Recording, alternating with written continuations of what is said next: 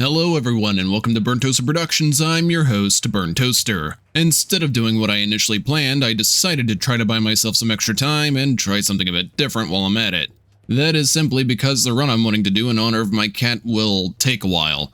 Plus, with the inevitable curveballs that life will throw at me, I want to cover my bases before I decide to turn into a mole person and live underground, never to be seen again.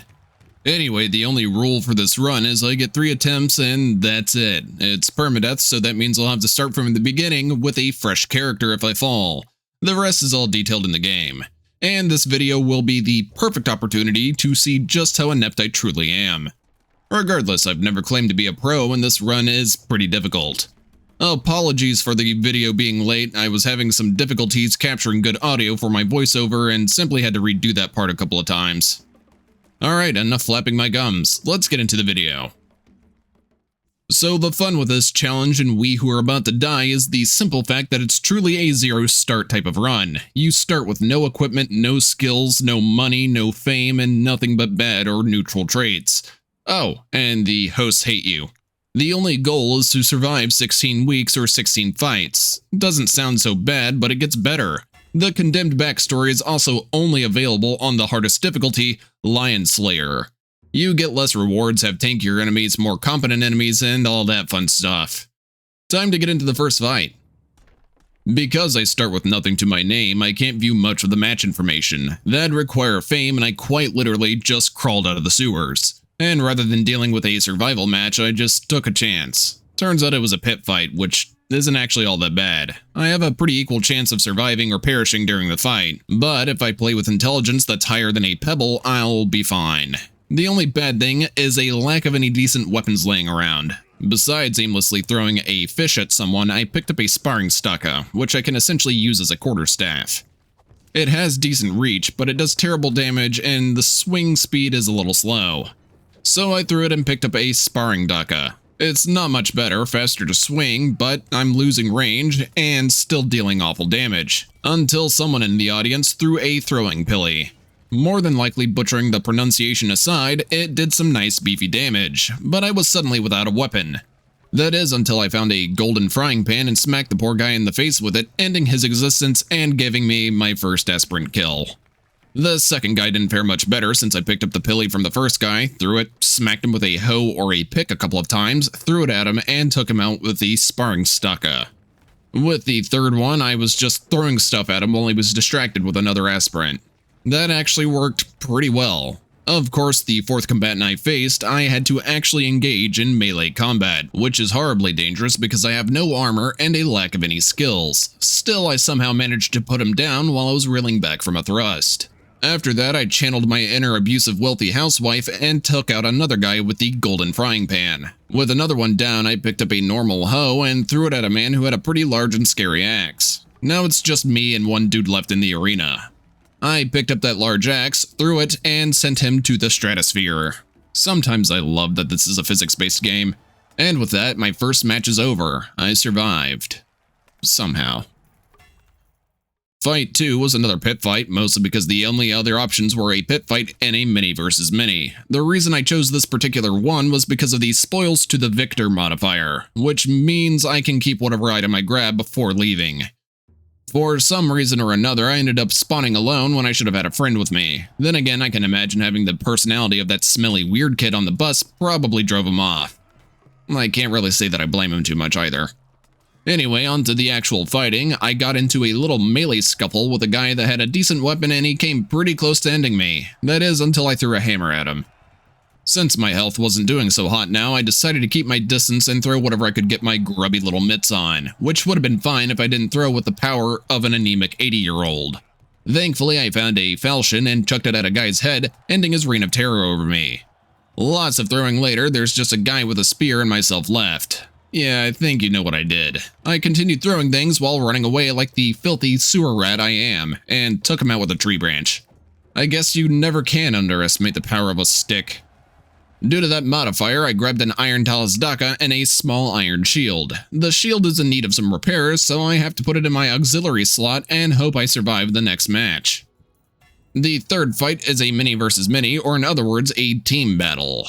I'll have to be careful not to hit my teammates as that'll negatively impact the fame I get from the match. Plus, they're going to be my meat shields.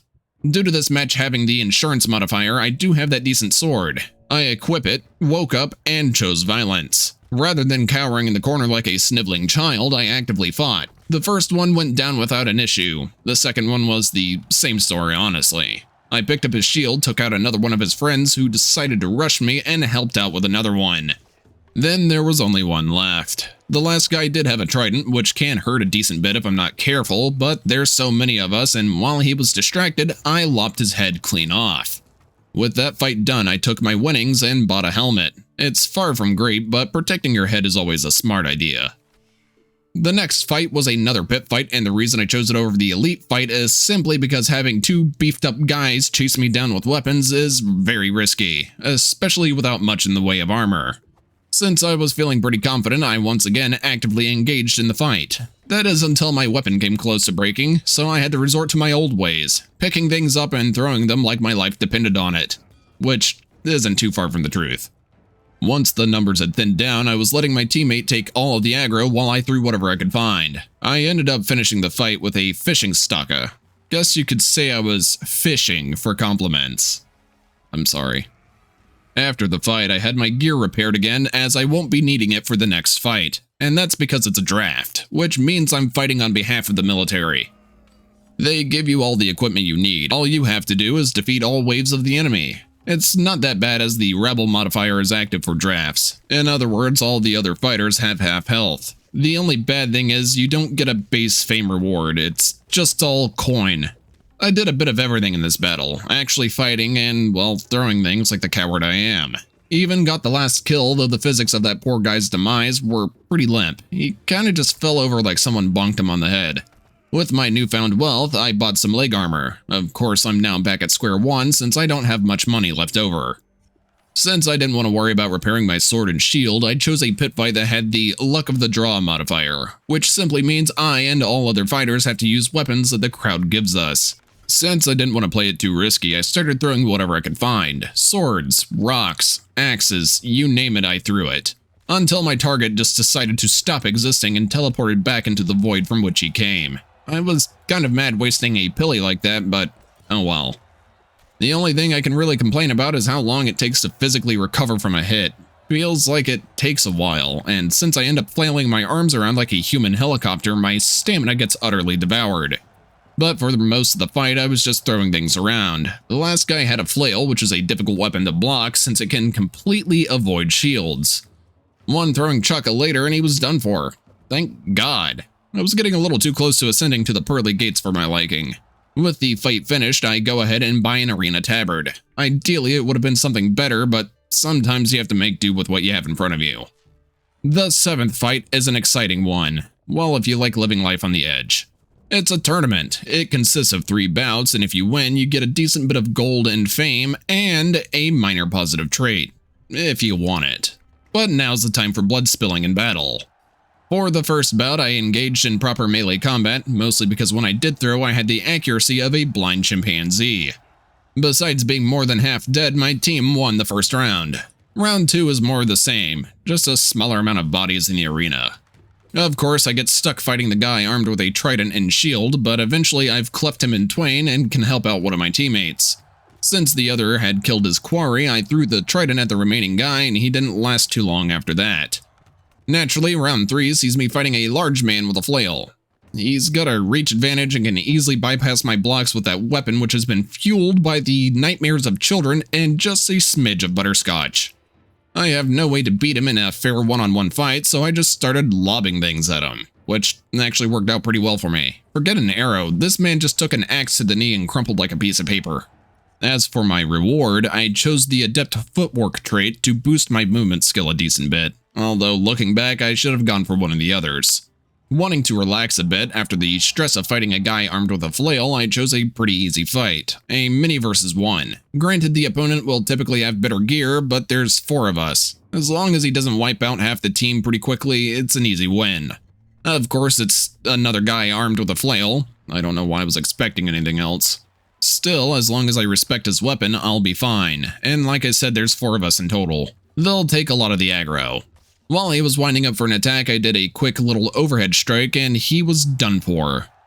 We're more than halfway done and I wanted to enter into another pit fight, mostly because my options weren't great.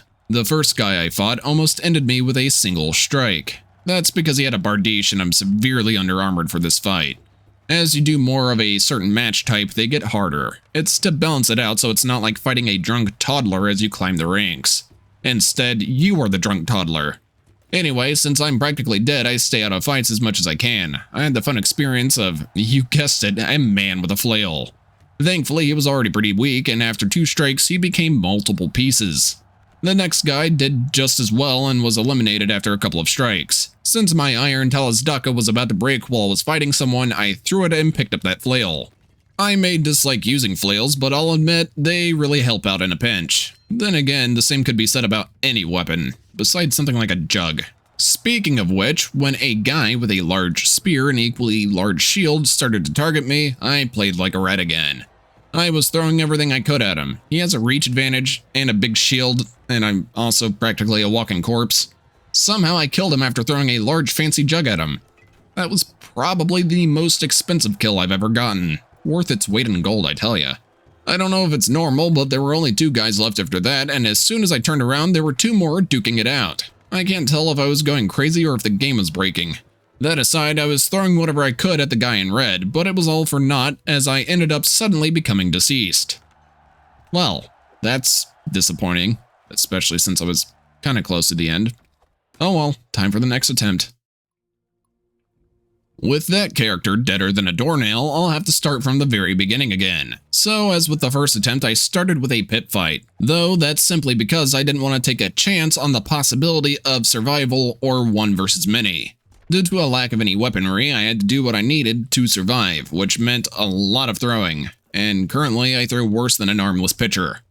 At least I was able to take out 2 of the other team. I'm just happy I didn't end up getting injured. I chose another pit fight for my second match. I started to lean more heavily into throwing. When you don't have a weapon and the weapons are all around you, you tend to just throw something and hope it sticks. It wasn't a very exciting fight due to not much happening at any given moment, other than the second to last remaining combatant turning into a pincushion for weapons. Same thing happened to the last guy as well. I have to say, so far the best weapon to throw is a falchion. Just seems to really connect well for some odd reason. After winning, I bought myself a singular sandal. I know that's a horrible choice, but we all start somewhere. Because I was having some decent-ish luck with pit fights, I chose to do another one. As with the other 2, it involved a lot of throwing, mostly because I'm still terrible at throwing. Regardless, I took down like 3 aspirants with throwing kills, so I'm not too unhappy about it. After the match, I was simply curious about how high my throwing skill was, and it was at 98, which means all of those fumbles were user errors. I never said I was a pro. Instead of the same old pit fight, I chose to do a mini versus mini. To make it short and sweet, this was an utter disaster. My team didn't hold up very long, and this match quickly turned into a 1 versus many type of situation. I don't have any weapon skills besides throwing, so you can imagine what happened to me. Yep, I died unceremoniously in the arena, and that means it's time to do this all over again. The first fight was a mini versus mini. It's just 2 teams of 2, nothing chaotic and crazy. I was throwing a decent bit until the very end where I picked up a big spiked cudgel and smacked the last man standing, causing the weapons that had been embedded into his body to pop out like some sort of twisted meat piñata. Fight 2 did not start out great. It was a simple 1v1 and the game kind of broke. I've never seen this happen before, so I had to restart the game. The good thing is, the game will throw you right back into the beginning of the match if it's suddenly not running anymore. Once I get back in and it's fully operational again, I get to fight yet another guy with a flail. I feel like this was because fate had some other plans for me. So, due to me being terrified of a flail like I'm terrified of the dark, I start throwing everything I can at the guy while screaming like a maniac. I am not getting near that thing. Some running away later, I got lucky and implanted a hooked blade directly into his groin. Ouch. I can understand why he died. My bad, dude, but you kinda deserved it. With my least proud moment behind me, I bought some leg armor and got ready for the next match. Continuing my trend of going for pit fights, I chose one that had the luck of the draw modifier. And also keeping up with another tradition, I was throwing whatever I could find at the nearest aspirant that was aggroed. Eventually, there were only 2 left. One of them took out the other, and I threw a spear at the victor, handing me the win. After not having such a fun time with that last one, I chose to do a mini versus mini. Of course, I don't have a weapon yet, so I have to hope there's something decent in the arena. Due to a lack of any good throwing weapons, I picked up a good old flesh hook and took out a yellow team combatant that was using a trident without a shield. Before I knew it, there was one guy left and a couple of my teammates were still alive, surprisingly, and I took out the last combatant. The fifth fight was a draft. I needed money, and drafts are usually a pretty safe bet as long as you actually engage in the fight. I didn't really do anything special since I'm provided a decent weapon and alright armor, and the rabble modifier is active. I don't have too much to worry about. Of course, if I'm not attentive, I'll get torn apart pretty fast, but as long as I stay aware of my surroundings, I'll be golden. Granted, I'm not going to be getting much money out of it, but hey, roughly 3,000 coins is nothing to pass up for an easy victory. Once I returned from helping the military, I decided to go for a good old mini versus mini. It's only teams of 2, so it should be pretty manageable, especially since I have my flesh hook. I practically came out of the gate swinging. I was wanting to finish this fight quickly and hopefully land myself a newer, better weapon. Since I was going against a fighter with a two-handed sword, I picked up a trident and started to poke him with it. A bit of that later, I threw the trident and ended his existence. For the last enemy standing, I went back to throwing stuff at him, mostly because I know better than to get into a melee fight with a thrusting weapon without a shield. Once I had the opportunity, I threw a trident while his back was turned to me, ending the fight. Since I didn't see another weapon I wanted, I searched for my flesh hook, and it was out of bounds. So I grabbed that trident and shield. Maybe that'll help me survive a little bit easier. Since I was wanting something with a bit of meat to it, I settled on participating in a tournament. During the first round, I tried to rely on that trident, but I'll admit, due to the lack of skill using spears and the fact that it kind of sucks, it took me a good bit to take out the first combatant. I switched things up with the second one after feeling like I was going nowhere, so I picked up a nearby hammer and went to town on the poor guy. Next one didn't fare much better because I threw stuff at him to soften him up and then picked up a sword. Let's just say he was cut down to size.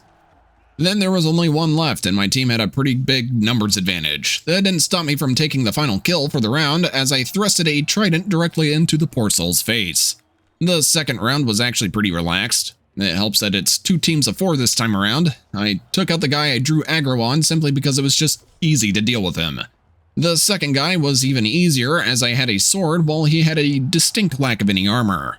The third fighter was a bit tougher to deal with, mostly because he had a shield and spear, but as long as I played my cards right, that won't be much of a problem. And yeah, it was pretty much a guaranteed win. The final round was a good old one-on-one, but since he's taller than me, he has increased health and is wielding a flail, I had to play this differently. There's no one else to take the aggro off of me after all, and, well, he has a most hellacious flail that can tear me apart. As I usually do with an enemy I have little to no confidence in facing in melee range, I started to run around and throw anything I could at him. Let's just say it took me a while. I'm still terrible at throwing. Plus, he did hit me with that flail, which broke my shield and left me at roughly half of my health. I decided to give him a taste of his own medicine. Of course, he hit me again, leaving very little room for error. Since I saw that his legs weren't very protected, I had decided to target them with his weapon. That tactic worked like a charm, and I somehow won.